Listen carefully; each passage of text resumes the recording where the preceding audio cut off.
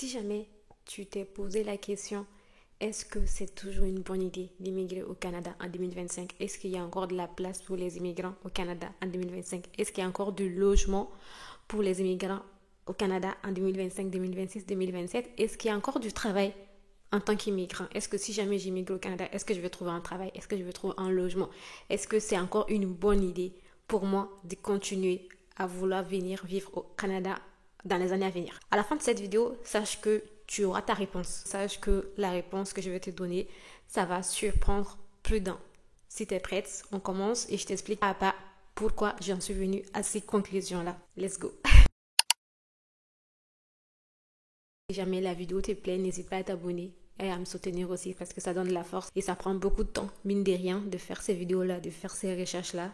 C'est beaucoup d'investissement pour moi. Si tu pouvais me remercier en mettant un petit like ou en t'abonner à ma chaîne YouTube, ça me ferait beaucoup plaisir. Ça me donnerait aussi la motivation nécessaire de continuer à faire des vidéos. Merci. Je pense que tu dois être au courant de la nouvelle. Le Canada réduit l'immigration. On passe de 500 000 personnes par an à 395 000 personnes. C'est une réduction de 21%. Et du coup, tu te poses la question, qu'est-ce que cela signifie pour toi? Est-ce que c'est la fin de l'immigration au Canada? On va respirer et on va mettre les choses au clair. 395 000 personnes, c'est énorme. 395 000 personnes, ça représente 5 fois la Stade de France. Et surtout, il faut que tu saches que 395 000 personnes, c'est le nombre de personnes que le Canada acceptait en 2019. Le Canada avait augmenté le nombre de personnes uniquement à cause du Covid. En 2019, le Canada accueillait environ 341 000 résidents permanents par an. Et ce chiffre a chuté à environ 185 000 personnes pendant l'année du Covid qui était en 2020. Du coup, on a eu une réduction. Et ensuite, après le Covid, ça a rebondi à 406 000 résidents permanents en 2021 et 437 500 en 2022. Donc, oui, il y a eu une réduction, surtout que c'était annoncé qu'il allait plutôt, j'allais dire qu'on allait comme si je travaille au gouvernement, c'était annoncé que le Canada allait recevoir 500 000 personnes. En 2025, ça réduit ce montant de 21%. La raison principale, c'est le manque de logement ici au Canada. Le Canada a un énorme problème de logement et ils veulent éviter que des personnes viennent ici et que ces personnes-là ne retrouvent pas un endroit décent où vivre. Déjà, pour que toi et moi on soit clairs sur ça, sache que l'immigration au Canada, c'est pas de la charité. Le Canada ne te fait pas de la charité. Le fait que les immigrants viennent ici, ça contribue à l'économie canadienne. Ils ont besoin de toi. C'est pas par plaisir qu'ils acceptent des gens. C'est pas par plaisir qu'ils donnent ces quotas-là. Et du coup, ils ont besoin aussi que ça soit gagnant pour eux, pour nous. D'où le fait de la réduction. Maintenant, c'est quoi l'opportunité qu'il y a derrière ça? Parce que je sais que le débat existe, et on se pose la question et c'est totalement normal. Est-ce qu'il y a encore un travail au Canada? Est-ce qu'il y a encore du logement? Sache que si le gouvernement canadien a établi un plan et a décidé d'accueillir 395 000 personnes cette année-là, en 2025, c'est qu'ils peuvent donner un logement et assurer du travail pour ces 395 000 personnes. Parce que le Canada n'a aucun intérêt à ce que tu viennes dans son pays et que tu ne contribues pas à l'économie. S'ils savent qu'il n'y a pas d'emploi, qu'il n'y aura jamais d'emploi pour toi, ils vont juste pas t'accepter en fait. Parce qu'ils n'ont aucun intérêt à ce que tu viennes ici et que tu ne contribues pas. La raison principale pour laquelle le Canada accepte les immigrants, c'est uniquement pour que tu puisses tourner son économie. Parce qu'il y a des secteurs entiers ici qui tournent uniquement grâce à l'immigration. Mais maintenant, si le Canada est allé à réduire l'immigration, c'est qu'ils se sont rendus compte qu'il y a beaucoup maintenant trop de monde pour le logement qui existe. En ce moment, ils ont déjà commencé à construire des maisons. Et il y a tous les jours de nouvelles entreprises qui s'ouvrent ici, comme il y a aussi des entreprises qui se ferment. Mais ils ont fait des calculs. Ils ne se sont pas réveillés un bon matin et ils ont dit, oh, vous savez quoi, on va réduire l'immigration. Ou ils ne se sont pas réveillés un bon matin, ils ont dit, vous savez quoi, on va augmenter les nombres de personnes qu'on accepte. Non, c'est des calculs sur le long terme. Ils ont déjà sorti leur plan de 2025 jusqu'à 2027. Et ils savent exactement combien d'entreprises il y a au Canada, combien de personnes, combien de recherches d'emploi il va y avoir et combien de logements. Je sais que pour toi, tu prends ça comme une mauvaise nouvelle, le fait que l'immigration soit réduite, alors que c'est pas du tout une mauvaise nouvelle. Avant, s'ils étaient restés à 500 000 personnes et que tu faisais partie de ces 500 000 personnes-là et qu'il n'y a pas de logement pour 500 000 personnes, ben, il se trouvait que tu serais venu et que tu n'aurais pas trouvé de logement. Mais aujourd'hui, au moins, les 395 000 personnes qu'ils vont accepter, c'est qu'ils savent qu'ils pourront trouver un logement pour que ces personnes peuvent éventuellement trouver un travail. Je dis pas qu'ils vont trouver un travail dans leur domaine des rêves, mais je dis que ils ont du travail pour eux. Sinon, le Canada n'a aucun... Tu sais que l'immigration, c'est pas de la charité qu'ils te font. C'est pas par plaisir. C'est pas pour faire la bonne action. C'est pas, oh, tu sais quoi, j'ai envie de faire une bonne action. C'est pas ça. C'est pas de la bonne action. Ils ont de l'intérêt. Ils gagnent plus que toi dans la situation. Ils gagnent beaucoup plus que toi. Donc, le Canada n'a aucun intérêt à accepter 395 000 personnes. 395 000 personnes, ça représente une ville entière. Ils n'ont aucun intérêt à amener 395 000 personnes chez eux, en sachant que ces 395 000 personnes-là, il n'y a pas de loyer, il n'y a pas de logement, il n'y a pas de travail. Sinon, ils auraient même pas réduit l'immigration. La seule raison qu'ils ont réduit l'immigration, c'est uniquement pour ne pas que des personnes restent sans loyer ou sans travail. Et maintenant, ils savent, parce qu'ils ont fait des calculs, ils savent que les 395 000 personnes qui sont là, c'est possible de trouver un travail pour ces personnes-là. J'ai dit encore une fois, pas pour ton job des rêves, mais qu'il y a du travail. D'ailleurs, j'ai déjà fait une vidéo sur les 15 secteurs qui recrutent en urgence, qui sont les plus demandés en 2025. Je dis pas que si ton job n'est pas parmi ces 15 personnes, ça veut dire que c'est foutu pour toi. J'ai dit juste ce sont les 15 les plus recherchés. Mais il en existe d'autres, quoi. Je veux dire, il y a, 2 millions d'entreprises ici. Fois que je sors de la maison, je vois une offre d'emploi. Je ne suis jamais encore sortie de chez moi et rentrée à la maison sans avoir vu au moins 2 offres d'emploi. Mais ça dépend de qui cherche l'emploi. Ça dépend de ton état d'esprit. C'est ça le plus important pour toi. Mais sache que si jamais tu fais partie des personnes qui ont été acceptées, qui ont eu le visa, ça veut dire que tu as de la place ici. Ça veut dire que tu as été accepté par le gouvernement. Je sais pas ce qu'il te faut de plus. Ça veut dire qu'il y a de la place pour toi. Puis, il y a toujours des demandes, mais c'est devenu plus sélectif. Mais ce qui est bien avec ça, c'est que ça va dissuader plus d'un. Le fait que c'est devenu plus difficile, même si ça a toujours été difficile, je trouve, l'immigration, c'est jamais un long fleuve tranquille. C'est toujours difficile. Il y a toujours de nouveaux défis. Et du coup, peut-être que le fait que il y a des personnes qui vont peut-être se désister en disant, ok, c'est devenu plus difficile, ok, je vais plus tenter ma chance. C'est une chance pour toi parce que ça fait moins de concurrents parce que ces personnes n'étaient pas sûres de leur projet. Et c'est bien d'ailleurs. Comme ça, ils ne vont pas faire d'erreur parce qu'il faut être sûr de son projet. Il faut déjà que tu aies un bon profil et il faudrait que tu aies le bon état d'esprit pour ça. Maintenant, à toi de savoir est-ce que tu es prêt. J'ai déjà posé cette question. J'ai déjà fait une vidéo vraiment où je suis allée en profondeur sur le sujet, où j'ai bien expliqué A et Z pourquoi on est arrivé à pourquoi j'ai dit on alors que je suis pas canadienne, quoi. Pourquoi le Canada est venu à cette décision-là et qu'est-ce que ça signifie réellement pour toi et comment tu peux tirer ton opportunité, comment tu peux transformer ça en opportunité pour toi. Je veux pas revenir sur ça parce que pour les gens qui ont déjà regardé la vidéo, c'est pas cool. Du coup, je te mets juste le lien ici où tu peux juste aller le checker. Maintenant, ce qui est aussi très important, c'est est-ce que toi, tu es prêt pour immigrer au Canada? Parce que ça demande beaucoup de sacrifices et surtout, il y a quelque chose que je tiens à te parler. J'espère que ça va pas être prise de la mauvaise façon et j'espère que je vais essayer de mieux m'exprimer sur le sujet pour que ça ne soit pas choquant ou que je ne blesse pas des gens. Mais vous savez, il y a des personnes qui me demandent de leur faire leur CV.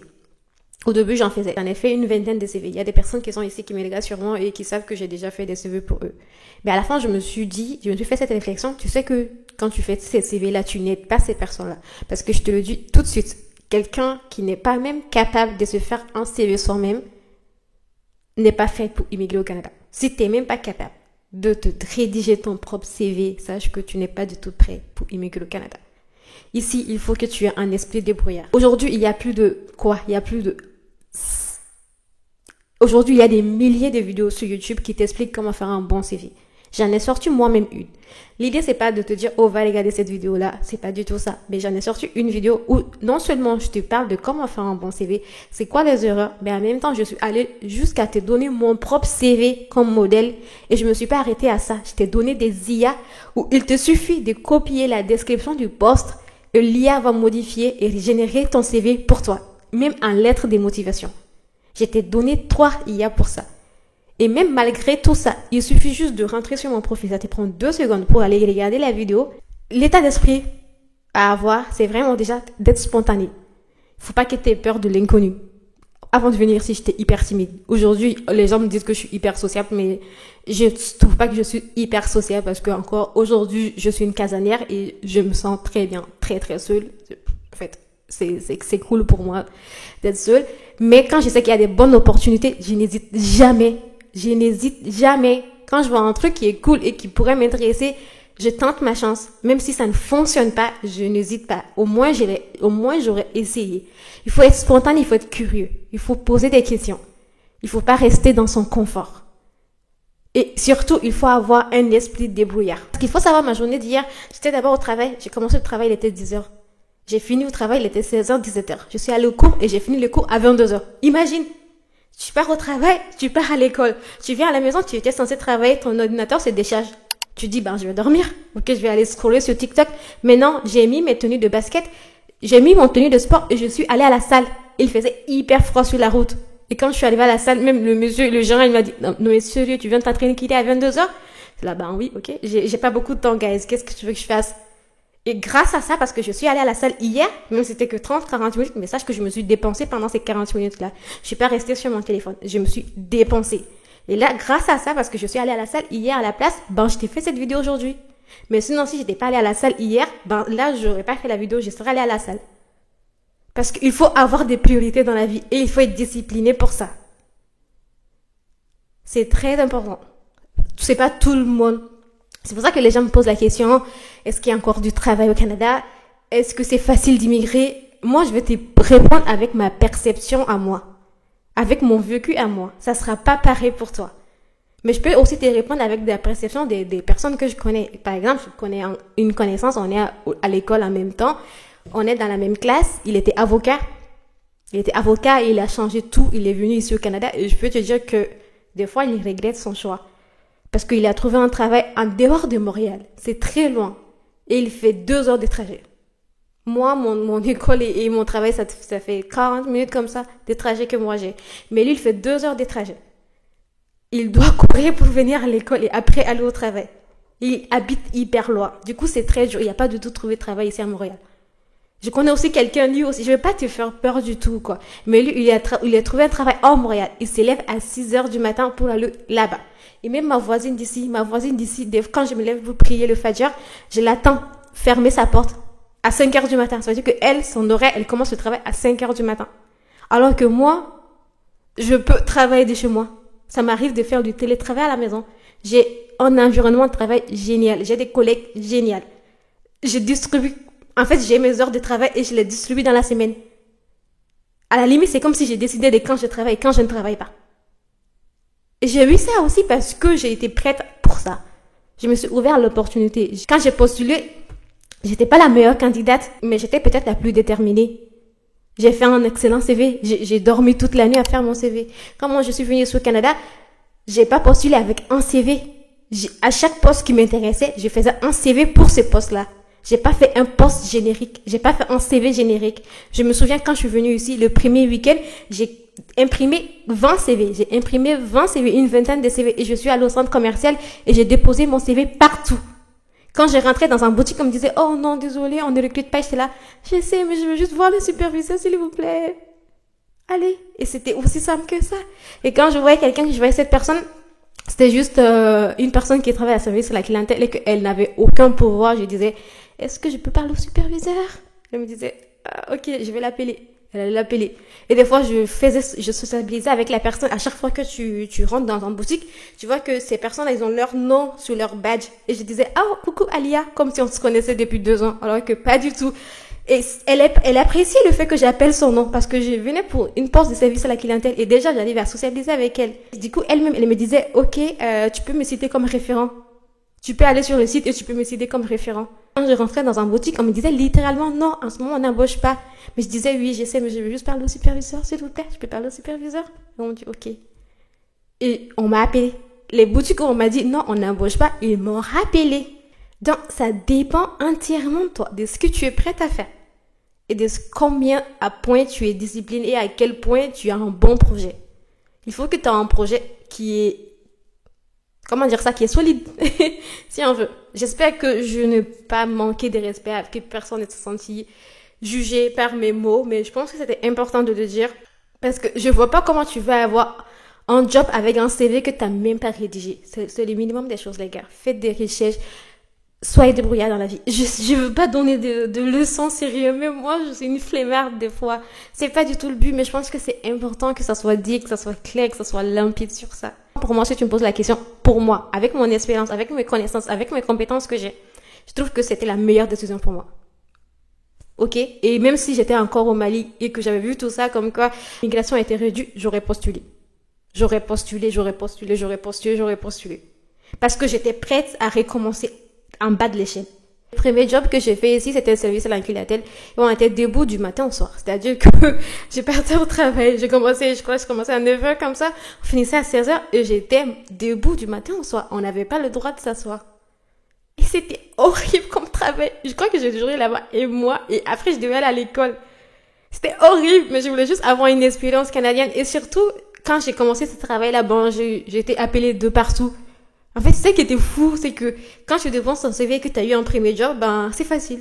Alors que moi, j'ai voyé des collègues que je connaissais qui disaient, on n'a pas de travail. J'étais là, mais comment ça? Moi, je appelais limite tous les jours en disant que, oh, on a reçu ton CV, on est bien intéressé par ton profil. Est-ce que tu veux venir faire une entretien? J'étais là, mais comment ça se fait que toi, tu n'as pas de travail? Et à chaque fois qu'une personne m'appelait, genre une entreprise m'appelait, j'avais une amie qui n'avait pas de travail et je lui disais, bah tiens, cette entreprise m'a appelé. Et ils sont allés chercher quelqu'un. Moi, je peux pas parce que j'ai déjà un poste, mais tu peux y aller toi. Et elle partait et ça fonctionnait pas. Et j'étais là, mais qu'est-ce qui se passe? Pourquoi ça fonctionne pas? J'ai dit, bah, peut-être que c'est ton CV qui a un souci. Donne-moi ton CV, je vais aller faire ton CV. Et j'ai allé faire son CV, mais même avec ça, ça a pas fonctionné. C'est juste que ça va pas fonctionner. Mais aujourd'hui, elle a un travail. Elle a un travail qui est très très bien. Mais ça veut dire qu'elle a aussi galéré. Donc, ça va dépendre de l'histoire de la personne. Personne ne peut vraiment répondre à cette question pour toi. C'est tellement personnel comme décision. Comme on dit, il faut juste que tu sois sûr de ton karaté. Donc, si jamais t'as aimé la vidéo, que tu m'as pas trouvé irrespectueux, j'espère que j'ai pas été irrespectueux, mais s'il y a des personnes pour qui j'ai été irrespectueux, je m'en excuse, ok? C'est pas du tout le but. Donc, si jamais t'as aimé la vidéo et que tu continues à me soutenir, n'hésite pas à t'abonner, à me laisser un petit commentaire et à prendre soin de toi. Merci et merci.